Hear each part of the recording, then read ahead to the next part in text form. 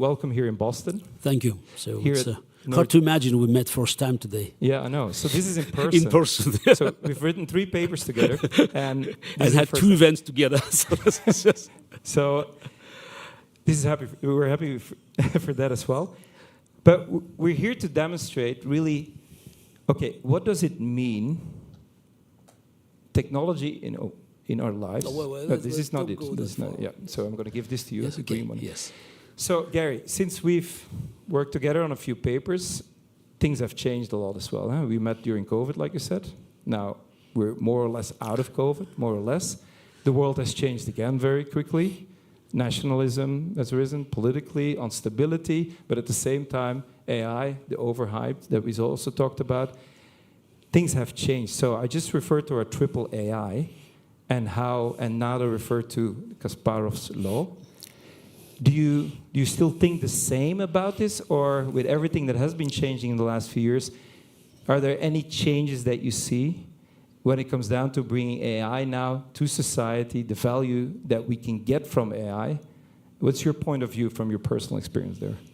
Thank you very much, David. I like very much the atmosphere here. Nada's presentation, your presentation, brings us back to Earth.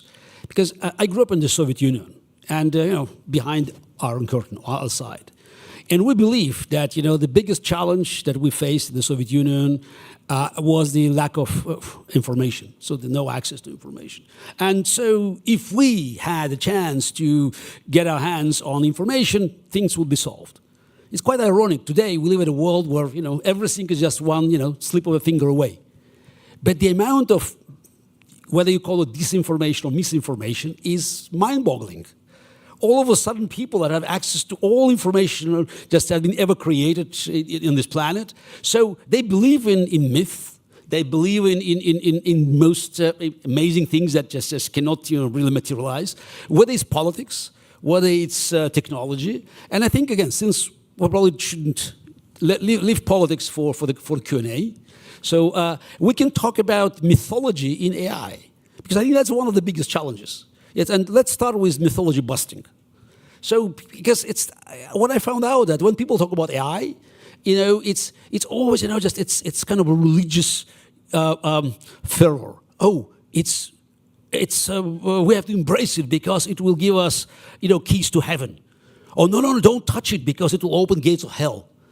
I mean, let's talk about technology created by humans on Earth. So no heaven, no hell. Let's talk about this is what's happening here. And also, I think it's the way AI is being treated is it's a solution. That's for everything. So that's why again when people talk about ethical AI, it's somehow we want to shift our responsibilities to the machine. I mean, machine knows the bottom line, and it's just it's AI is like it's amplified like a mirror. You can look at the mirror, you don't like your body, you have 2 choices. Either you work out or you try to distort the mirror. It seems to me that the easy choice is let's do something there. No. It's if we have ills of our society, we have to work on them. And if something happened in the past, let's recognize that, not trying just to put it under the rug. So also again, I believe that I have certain credentials to talk about AI because I was the first knowledge worker who had his job threatened by a machine. So back in 1997, so when I played a rematch, by the way, it was a rematch because the first one I won in 1996. Yes, I thought it was a curse. Yeah, I lost the match, terrible. So that's the end of the world. So, but after this ruminating and licking my wounds, I realized maybe there was something good can come out of that. And next year, I came up with the idea of advanced chess, human plus machine, facing other humans plus machine, and that's how we end up with now it's being called Kasparov law. We found out that a weaker player with an ordinary machine can be the stronger player with a faster machine if he or she knows how to get the best synergy. More advanced human player, faster machine are not as important as the process, which is, again, it's just all of a sudden had been proven beyond the chessboard. But in chess, we actually found it out in the beginning of 21st century. And I have to say that, chess has been treated in our part of the world, when I say it's in the western part of the world, because there are many other games of chess exist in Asia, in shogi, in Japanese chess, in Thai chess, and then in Chinese chess. So, but it's because chess has been seen as the as the key to the secrets of human intelligence. Back to Alfred Binet, the father of IQ tests, back in its late 19th century, who was fascinated by seeing chess players playing blind, and he believed that if he could actually get into the minds of the chess players, that will be open the Aladdin cave. So this is, with all the secrets of human intelligence. So, flattering, not true. So it's this, the aptitude for playing chess is nothing else than aptitude for playing chess, trust me. But somehow, this belief has been transcended to the founding fathers of computer science. Alan Turing, Claude Shannon, Norbert Wiener, they all believe that the moment when machine could actually catch up and beat top human players, that will begin. That will be a turning point. And because they had no access to this, the meager, imagine their computers. Actually, when Alan Turing wrote the first chess program back in 1952, there was no computer. The only game that his paper machine played was, just as where he acted like human CPU, recording the moves. So, and they thought the only way is to follow this or the process of human cognition. So just somehow to replicate it. I hate criticizing founding fathers; they were wrong. Because what we actually found out, and that's very important, this is something we know for sure. The machines can be superior to humans in any game, not because they are perfect. You cannot calculate the game of chess to the very end, because according to Claude Shannon, the number of legal moves has 46 zeros, which is, let's say, it's probably enough for any computer till the end of time in the known universe. But it doesn't have to. It doesn't have to be intelligent. It doesn't have to calculate. It has to make fewer mistakes. That's it. Fewer mistakes. And so this is something that we actually didn't realize when we had to face the machines. But since the idea was there, chess could be an ultimate test. So there were many computers that being introduced to and the one picture that you saw, it's considering the age of the audience, some of you probably had these computers, Kasparov computers, not Sargon, but this is it's back in 1985 in June, just a few months before I became the world champion. So I faced 32 opponents in the simultaneous exhibition.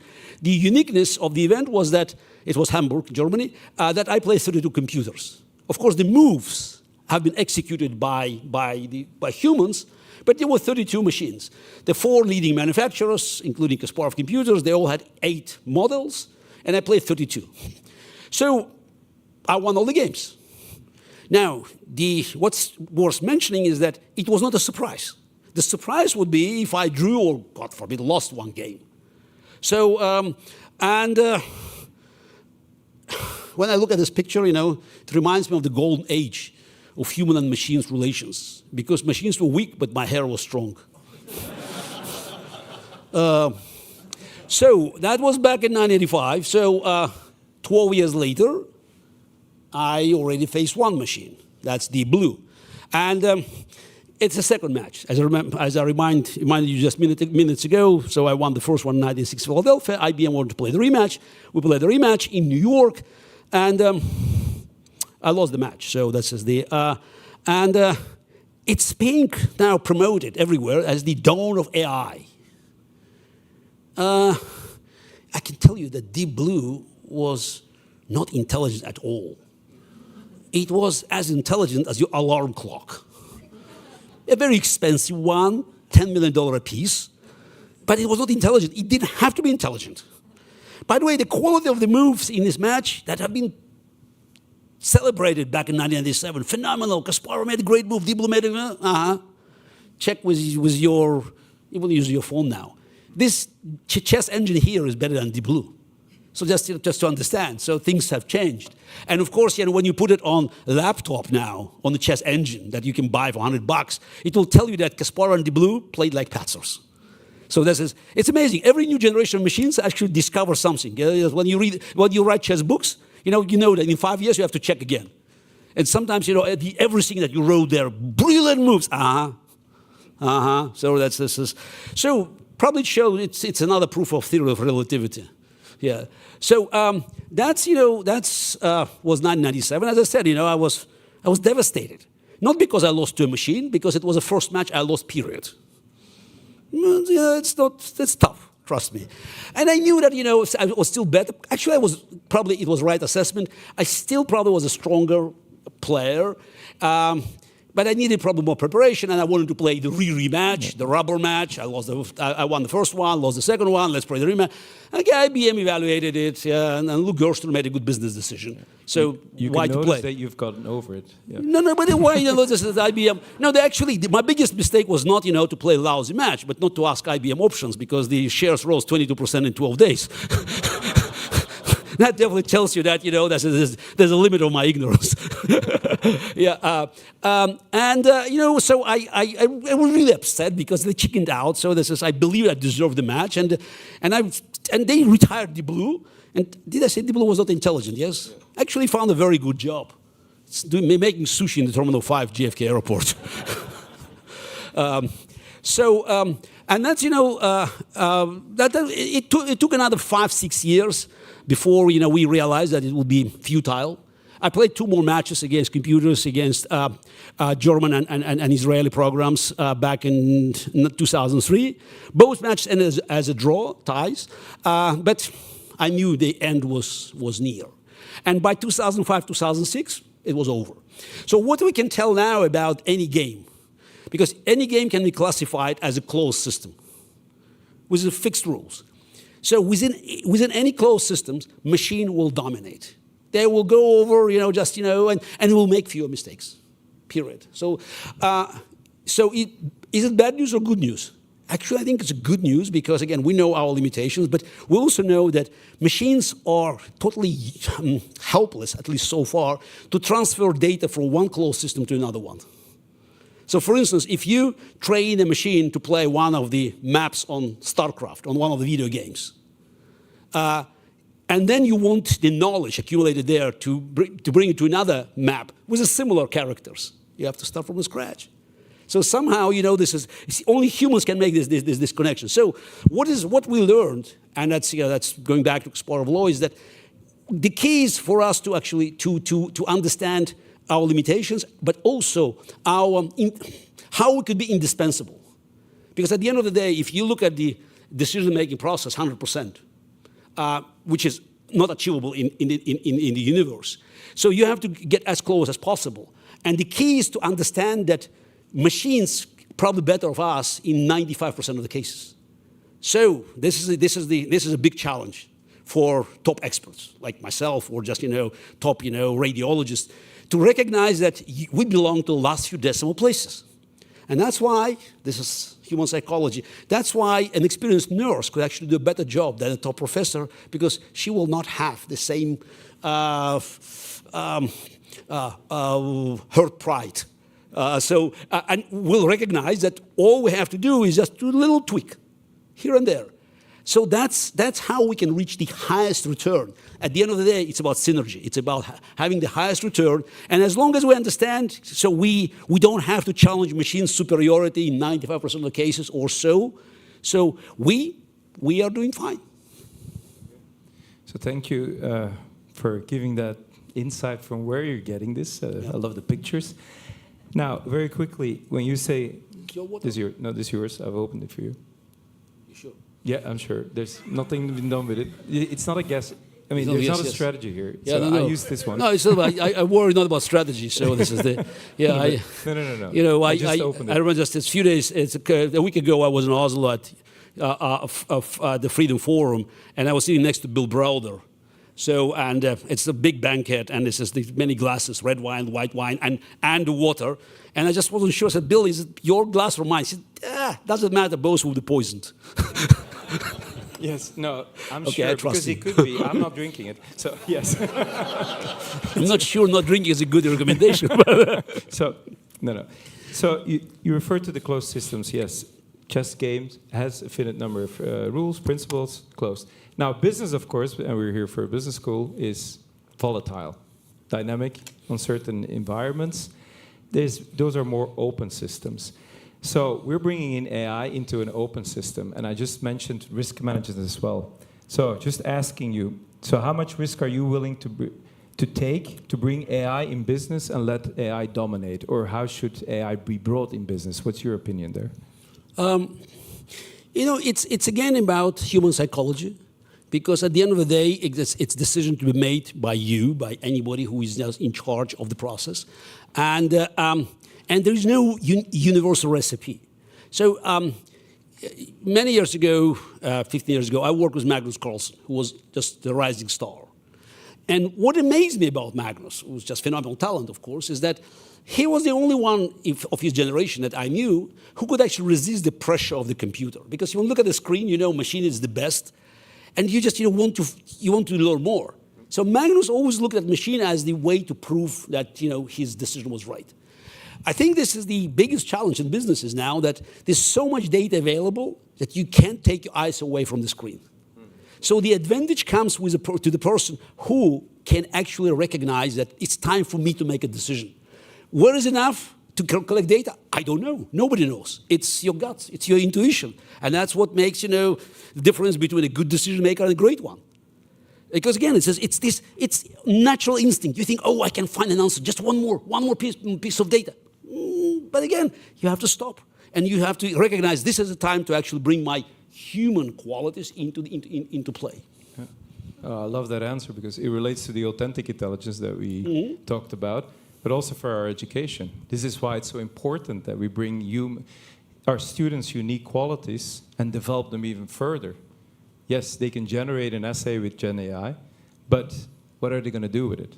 How are they going to develop themselves? So I think that speaks to that. So I'm going to ask you one more thing, and then more question, and then we open it up, because I'm pretty sure there's a lot of people. So you've put your experience there in how to deal with AI. You have your opinions about it. So how do you see, where does it go from here? Because I know you've been experimenting a little bit as well with ChatGPT, everything around. So how do you see it evolve? What's going to happen for society, maybe politically, but also for business? Yeah, again, we had a couple of years ago, it was total hysteria. That's the end of the world. And now you can see it reach plateau. By the way, the behavior of AI doesn't differentiate much from other technologies. Yes, it's a big expectation, and then it reaches plateau. Then it just is, because it's psychologically it's difficult, because it's about our cognitive qualities. But machines made us strong in the past, made us faster in the past. I believe intelligent machines should make us smarter. So again, it's just as long as we just take it, as a tool that is very helpful. So as for ChatGPT, I prepared a little joke. But it's true, and I wanted to experiment, and of course, the first question I asked.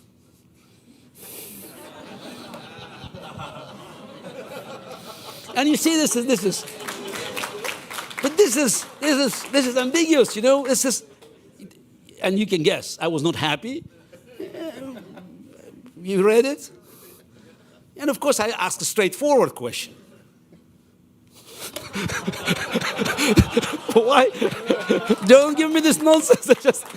So, now it tells you that you can tweak the answer by tweaking the question. That's it. So, but what is most amazing is before ChatGPT, just many years ago, when I started doing my lectures, so I came up with a great quote from not a scientist, but a great artist, Pablo Picasso, and he was right. Believe it or not, he said it. This is God knows how many decades ago. It's all because the question is a beginning, and as a great artist, he knew it. So it's asking the right questions. So this is where we belong, asking the right questions. And that's what makes a difference. Great. I love it. So now it's official. You are the greatest chess player. So we know. ChatGPT said it. So, okay, I want to open the forum to all of you. So let the questions come in. Who has a question for Garry? Don't be shy. Oh, rather. Yeah, how do you use your expertise in chess? How do you use your expertise in chess in life? That's an intuitive question. Yeah, exactly, yes. Look, I'm a normal human being who used to make mistakes. Probably the number of wrong decisions I made in my life, is it's quite average. So I'm Probably, there's someone who married 3 times. Probably just cannot, boast the record in making, the right choice first time. Though I'm very happy now with this nearly 20 years of my marriage, and we are doing great together. I think it's very important, that's what I learned from my chess career, my expertise. And the book I wrote back in 2006, 2007, How Life Imitated Chess, is that you have to know who you are. Again, it's knowing what you know and knowing what you don't know, and where the border is. And it's about recognizing what are the situations, what is the environment that can benefit you most. By the way, also what I learned is that it doesn't matter whether you are more aggressive and dynamic or more, reserved and conservative in your innate build-up. You can have a tennis player, with a powerful serve, rushing to the net, or someone playing from the back line. Both could be number 1. It's not, it's not about your style, it's not about your character, it's about your ability to create conditions where your strengths will be an important factor and your weaknesses will be less important. So somehow you can undermine them. And that's it. So that's why, again, I'm trying to make sure that my performance is also, is always, always benefits from my ability to create conditions where my strengths is dominant, and which means that probably I have to limit certain areas of my engagements. Again, I made tons of mistakes in my life, but now I'm quite pleased where I am, because I know exactly what I'm doing, and so where I could extend my my credibility, or where I just should wrap it off. Okay, thank you. Any other questions? Oh, we've got a few people there. At the back. Okay. So right now the best chess program is Stockfish 16, and I'm kind of curious if you and Stockfish 16 were collaborating, how many times do you think you would beat an opponent of just Stockfish 16? So, you make this Kasparov's law saying humans and machines together are better than a machine alone. Do you think that, like in practice, that holds up against like the best current computer? You said Stockfish 16? Yeah. Well, I don't. I'm no longer active professional player, so that's why, again, this is I'm not sure even I can tell the difference between Stockfish 14, 15, or 16. So I'm probably, I call myself strongest amateur on the planet, yeah, because I don't play professional. Just once a year I just go to St. Louis, Missouri, just to meet the top players. So they allow me, just with respect to my age, so just to take the chance. It's I enjoy it. So but my latest experience, it's the last actual experience, was with AlphaZero. That for me was actually the most it's innovative thing, because AlphaZero, which always being confused with AlphaGo. This is people just, but it's again, it's a long story. But basically, the team, the DeepMind team, led by Demis Hassabis, they created a concept where machines could start learning, whether it's Go, chess, StarCraft, or anything else, from the scratch, without any liability of previous human knowledge. So start from the scratch. So I think this is where we can learn, because I think that's the while it's of course AlphaZero is phenomenal strengths, and again, this is the gap between strongest chess computers now and Magnus Carlsen is probably, I don't know, similar to the gap between Ferrari and Usain Bolt. So the first 50 meters they can run just next to each other. Then you know what happens. So is the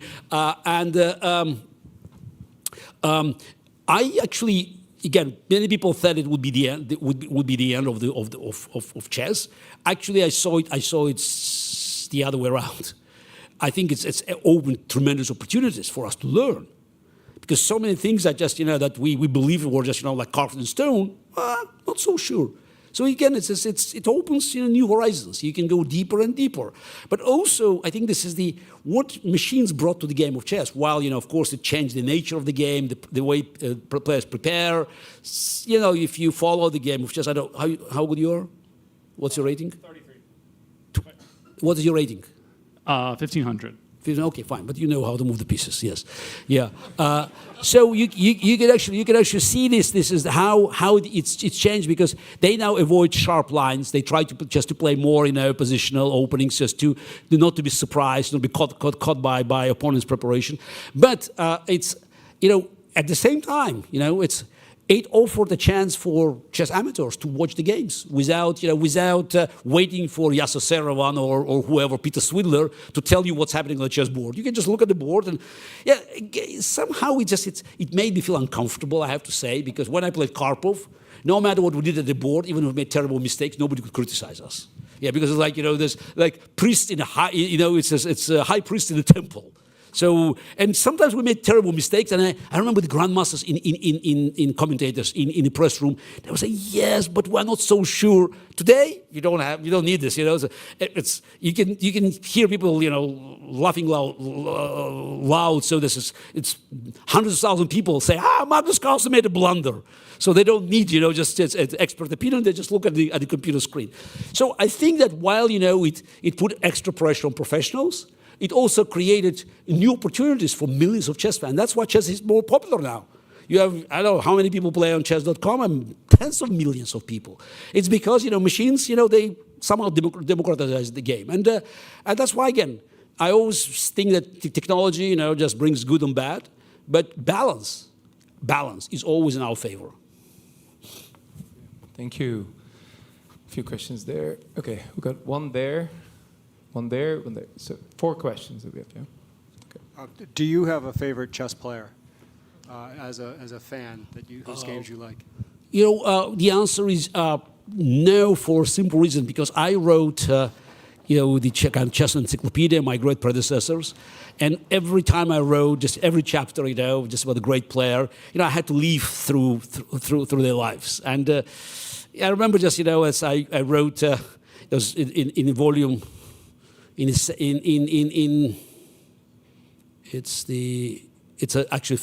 the first volume. It was 2 chapters, Capablanca and Alekhine, and it's matched in Buenos Aires. And this is when I wrote about Capablanca. It just I looked through his eyes, and then Alekhine's, and it's somehow just I thought that it's my duty to actually to be neutral and just to put on display the greatness of my predecessors. As of today, I simply enjoy watching chess games, and I have to say that Magnus Carlsen performances are just absolutely phenomenal. So I just really, it's a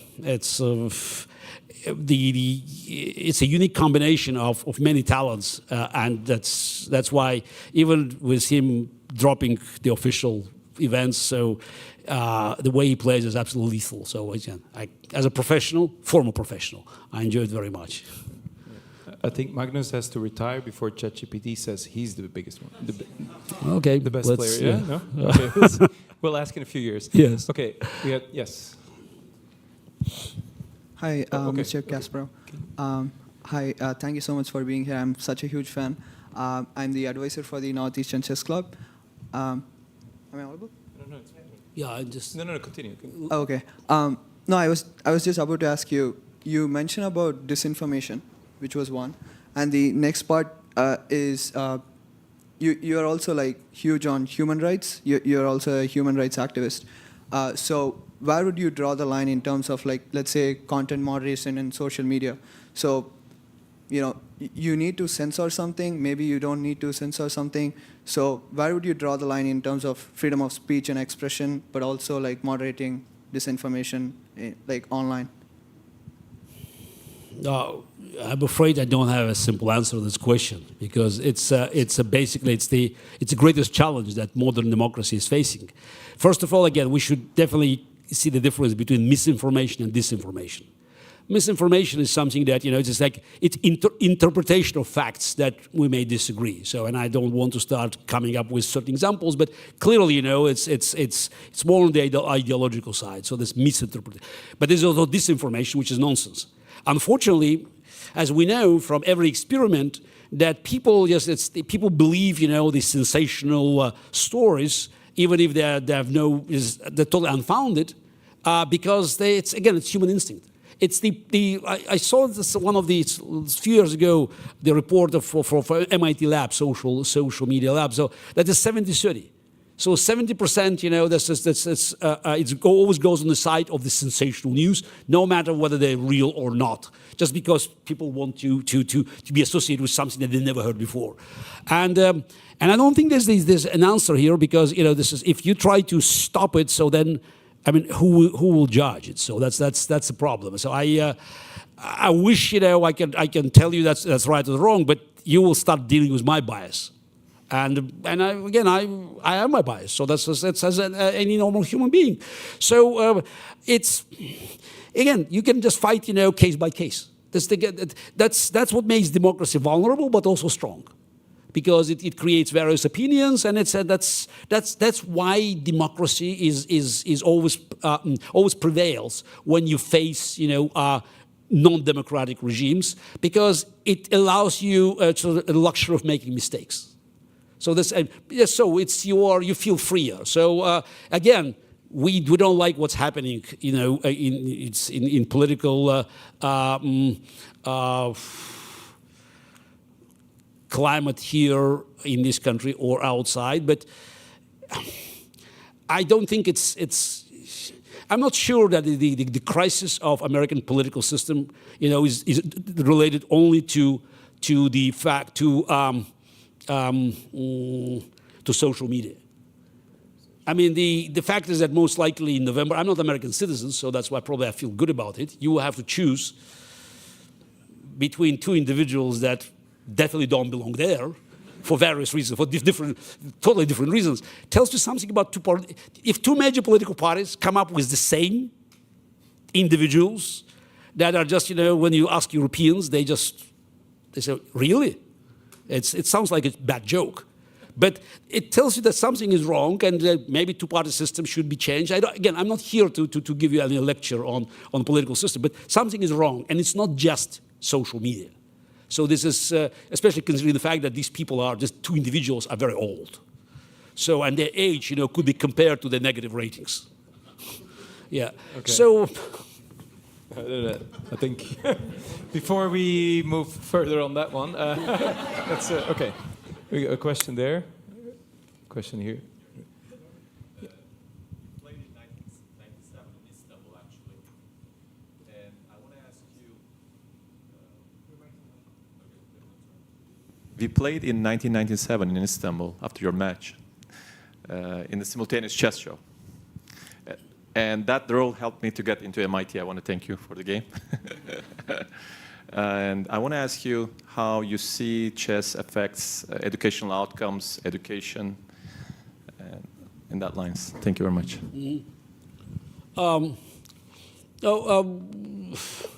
I've been long-time proponent of having chess one or another in the classroom as an important educational tool, for a very simple reason. I think we reached a point where the traditional educational system has to be revamped. We need to make changes for a very simple reason. I always ask people to make this mental experiment. If you have a person, driven by time or flown by time machine from, let's say, 1880, late 19th century to these days, what this person will recognize. I think only one thing, the classroom. Yeah, so everything else is different, but the classroom is still there. You have teacher as the center of authority and knowledge, again, which is by modern standards is nonsense, because every kid in the class, can just swipe, his or her finger on the screen and just learn more in 5 minutes than the teacher could tell him in 1 year. So we have to start, shifting educational system from teaching what to how. which means, building bridges, recognizing patterns, and that's where chess can help. Again, this is totally changing our attitude towards educational process. So you need to inspire kids. You have to, again, learn. You have to make them, just feel good about learning. But that's a different process. And that's why I think learning a little bit of chess, just recognizing that some moves that you made on the queen side could have a decisive effect on the king side. So that's always helps. And again, it's very inexpensive.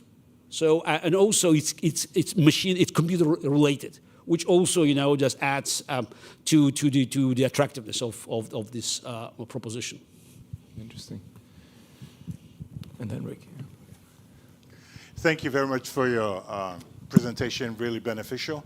One of the things that it's a challenge, I think, that maybe it's not very much represented. If I'm playing chess in a closed system, you actually don't have ethics at play. And I think the introduction of AI into the societal context creates the opportunity for human ethics to be magnified. So when I look at ethics, do you think there's a possibility that where we get into as a society with AI or anything would actually be dependent on the ethics of people who are creating the systems? We have different customs and different systems of evaluating ethics. I don't think our system is different, but if you go elsewhere, we may actually find people that think differently. I view AI as a tool, and I always remind people that humans still have monopoly for evil. So my biggest concern is not AI just getting wild, but it's bad actors using AI to harm us, which, by the way, is happening all the time. So I don't believe that we have to shift this responsibility to AI. So we definitely have to learn from our experience. And again, when we look at this country or Europe, at the world of democracy at large. So we made a huge, it was a leap forward by changing everything, the relations within society. So, and it's very harmonic development, social, technological, political. So again, it's not perfect, but we're moving in this direction. When you look at the other side of the invisible Iron Curtain, you'll find out that they have totally different system of evaluation. I call it evaluation. So that's why, again, just you look at Afghanistan, for instance. So what's happened in this country now? It has been just pushed back to the 15th century.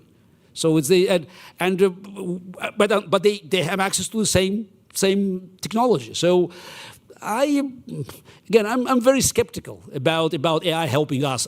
It's our duty to fight for values we believe just are important. Using AI for the most effective way to promote our agenda. Also recognizing that unfortunately the other side also may use it to advance the ideas that are very detrimental to our system of our values. The good thing is that, as I already mentioned, is that democracy has an advantage of always, just being in the front line of innovations. And it's for those who are panicking about China overtaking us. I was just going back to COVID. So China brought us virus. America brought us a vaccine. So that's all we have to know about the advantage of the free world for a simple reason. Because, again, we can experiment. We can make mistakes. And even if the other side had 6 months head start, they couldn't come up with a decent vaccine for a simple reason. I think they always wanted to to minimize the risk. So we accept 999 failures before we find one Moderna or Google. They cannot do that. So again, I don't want us to believe that AI is a medicine for all the ills of our society, but it's an extremely useful tool to advance our agenda. Okay, thank you. Okay, one more question, Rick. Hi, thank you. Hello? Hi. Thanks for being here for this. I want to take you back in time. If at the time you were learning how to play chess, and if at that time you had access to all things AI, machine learning, technology, would you have used it?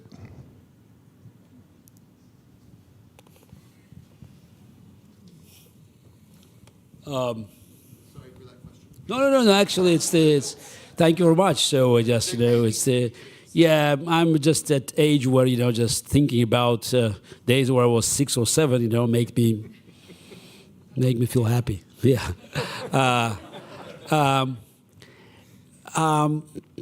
Recently, just I looked through my archives, and I saw my notes. 1972, 1973, 1974, 1975. I grew up in the Soviet Union, as I mentioned, and we had shortage of information, not only on political side, but also chess. There were a few books available, so that's why very often we had to write, the moves, and just, because you had to share the book, and I showed it to my kids. My daughter is 17, my son is 8. Just a couple of years ago.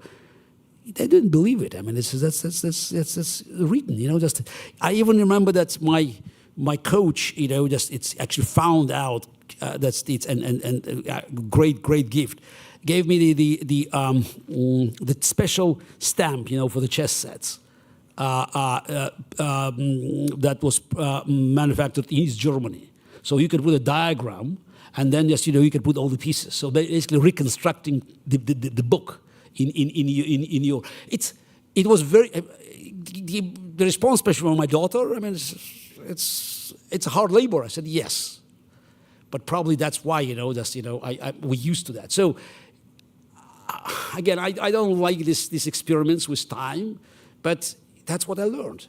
That's why again, there's certain things I learned. That's again that I cannot change, and I think that's made me and. Made me who I am, and I feel, I'm not saying good, but it's me. You cannot start. It's like a butterfly effect. You cannot start changing things. A little bit here. It's not about tweaks. It's not about it's computer program. It's us. So one of the things that many people in this country, or actually in the free world, they don't understand is the way we have been trained in the Soviet Union. It's just you have to win. And I remember this is back in 1976. First time I played in the World Championship under 16. I was 13, the Soviet champion under 18. So they sent me to France, which was a big deal, by the way, then back in 1976. And I tied for the third place. So this is it's again decent result by the standards. And I remember when I came back and we had a session of Botvinnik School, my great teacher, Mikhail Botvinnik, and he was presenting results. Says, this guy, this. Oh, by the way, yes, Garry went to France and he miserably failed. This is how he was. Yes, miserably failed. Yeah, so that's the. So anything short by winning was a failure. So was it good? I'm not so sure, but that's how we were trained. So. Hard work, sitting, just, recording this, I grew up, I typed, I had also East German Erika, so my first book, my articles for the newspaper, I typed myself on this device. That is just, again, you show the kids, so what is that? So it's, actually the biggest effect was I showed a picture of my first laptop to my kids. I can hardly call it a laptop because it was nearly 5 kilos. Some people should remember it's compact, 486, back in 1988. It was actually nearly $5,000. I was so proud because my hard disk, by the way, anybody can remember what was a hard disk of compact 486? What is a hard disk? Yeah, younger, so how? No, it was the size. And I was very proud of it. Size. No. This, I mean, this is the how many bytes? So the storage. Storage? No. That's I'm hard disk storage. 20 megabytes, and I was so proud. This is an extension for another 20. So I came back to the Soviet Union. Oh wow, this is amazing. This is just it. And I showed it to my kids. And this is a laptop. I mean, it just looks like a 5 kilo. And what is it? 20 gigabytes? It's not a megabyte. So that's again, we belong to our time. So that's why, when my little one discovered his sister's DVDs with cartoons, he believed they were frisbees. because this is just, because he doesn't know why do we need it. It's everything. Everything is just with a finger or just, just it's the screen, yes. Okay, I think this is where we're going to end it because we're going to change now towards the panel. We have just one more. Oh, just, you want to show one more thing? Just Okay. one more slide. So just to wrap it off. I'm sorry, just I can't answer all the questions, but I thought it would be good because it probably brings us it's university and it's a serious philosophical debate. So it's a forgotten book of the great man. It's just not a scientist but a philosopher, the founder, one of the founders of AI, maybe the founder of AI. Joseph Weizenbaum, the creator of ELIZA back in 1964. And I think back in 1976, he actually said something which I think nobody understood at the time. Now we can appreciate it.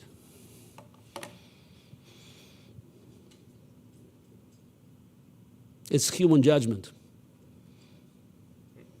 You ask machine why certain decisions being made, you go deep, deep, deep down because I was told so. You ask the human, you go deep, deep, deep down because I want it. So it's human judgment that makes all the difference. And you can also see, because that's what makes us human, and that's what I said. Leaders, at the end, you're responsible because you can make that judgment. Because I assume leadership is still human, not like the New York Times was suggesting a few weeks ago.